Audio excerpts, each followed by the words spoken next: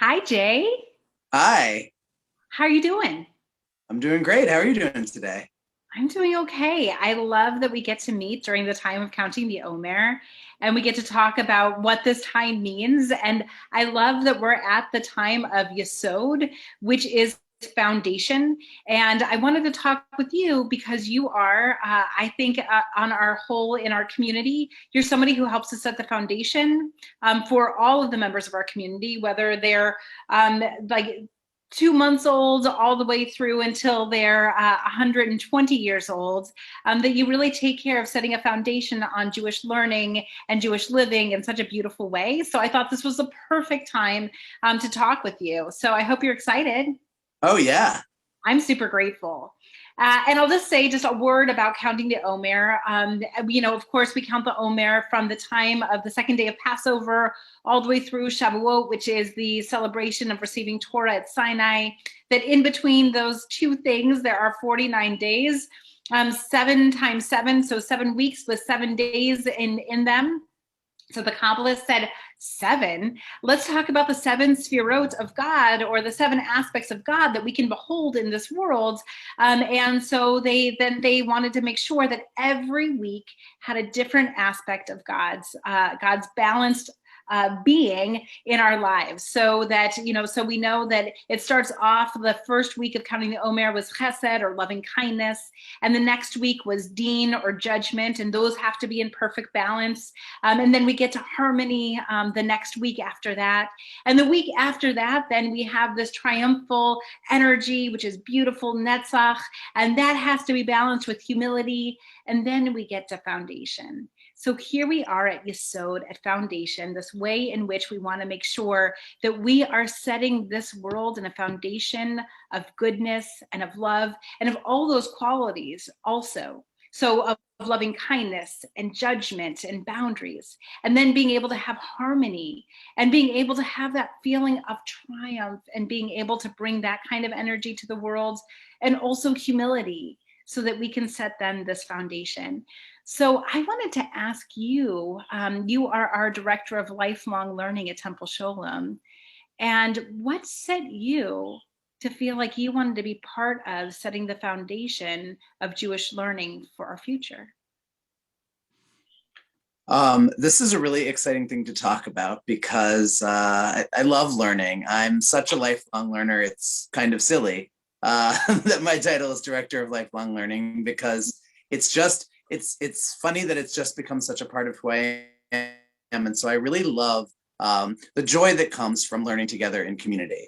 And that's one of the things that I love most about teaching in Jewish spaces is this joy that we get from learning together, and how that creates a love of learning Hmm. and a love of people and a love of being Jewish.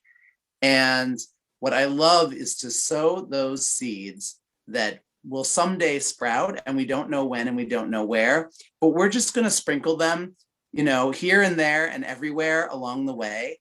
And you never know what that thing is going to be that catches someone and inspires them and really becomes a core part of who they are. And what I like to try and do is offer lots of different ways to find that love of Judaism and figure out that core of who you are, because for everybody it's going to be something different, and for everybody there's someone different that they could connect with and find their people. I think about that core of being a mensch. I think about that core of looking at the world through Jewish eyes and knowing that we're not just in this stuff by ourselves. There's thousands of years of wisdom and history and family to help us figure out the big stuff about life, the big questions, the big challenges, the tough moments. And not only that, and this is something that I really, really love and feels really important, the joy in the special moments. I love that we're a people who says Shehechianu all the time. Thank God I got to this moment with these people in this space and who I am. I love that.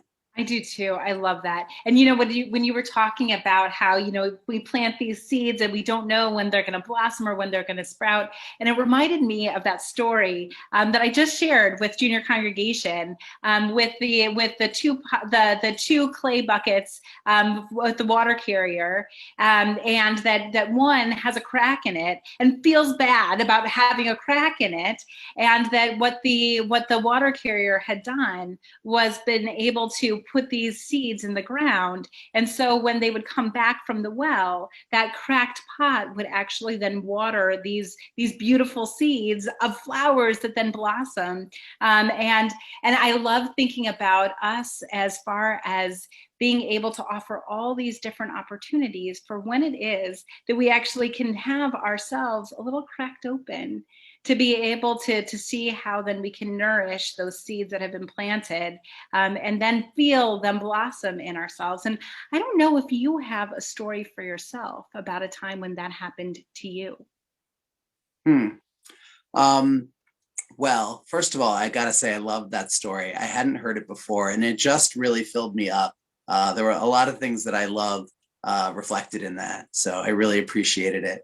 And for me, there's a few moments that really stand out to me.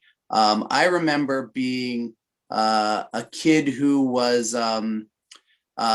older in like a school program, like an after-school program, and had a lot of energy and nowhere to direct it.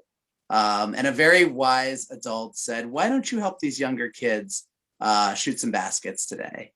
And they don't know that, but that set me on a life path, because I had so much fun sharing a skill with younger children, and finding a way to direct all that joy and energy into something that really felt like helping someone. It really opened up to me how easy and how fun it is to help somebody else. Do you know what I love about that? I also love that that's foundation, right? That we set this world on a foundation, by being able to take what we love and something that we're passionate about and be able to then share it with others. And then that builds that foundation. And I'll say that what I love so much about what you bring to Temple Sholem is your extraordinary wisdom, but also your passion for all of this. And then that sets us all with that kind of foundation where learning and passion and love all go together. And so I want to say thank you so much, Jay. And I have loved being able to share this time with you. Thank you. This is so fun. Happy counting. Yeah, happy counting.